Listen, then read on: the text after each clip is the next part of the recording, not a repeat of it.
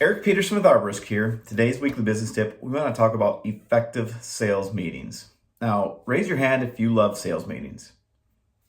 I didn't think many of you are going to raise your hand. And I don't blame you, right? Sales meetings often drag out and aren't very productive to the salesperson because they aren't structured and formatted in a way that actually does the one thing they're supposed to do, help them sell more. So today's article, we just want to give you 6 tips to help keep your sales meetings as effective as possible. The very first one is to talk about the why. Why do you have this meeting? Truly understand that the meeting is meant to help people sell more, and communicate that to everybody so that when they come to the meeting, they understand this is their time to help grow as a salesperson in whatever way that your structure and format creates so that they can sell more, right? So make sure you're hitting that on a regular basis. Along with that, you need to have an agenda. I think that's pretty easy to understand, pretty elementary. But if you don't have an agenda, we know how sales meetings meander back and forth, and everybody feels like it's a big waste of time. Maybe there's a nugget or two that comes out of it that helps people, but most people probably tune out for most of it. So create an agenda, set it, and have it going. We have a separate weekly tip all about different meeting types and agendas. So look for that in the actual text of this article, and you can click to see that too. Third one, again, another basic tip here, but you guys get it. Start and end on time, both ways.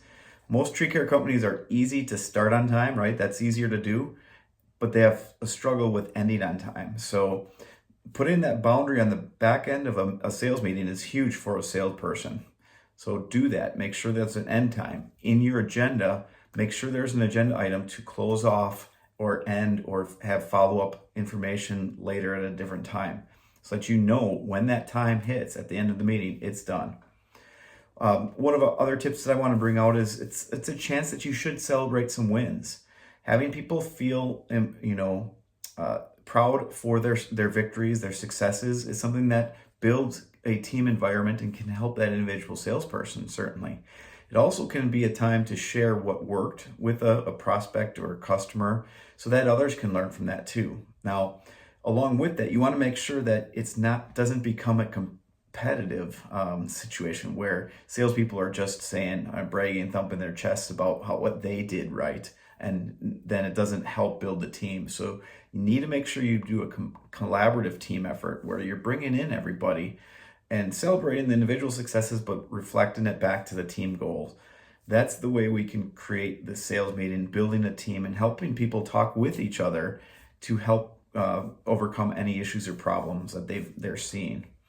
And the very last thing is something I think that a lot of tree surfaces struggle with. I struggle with this too, and we're trying to get better at it, but that's keeping meeting minutes.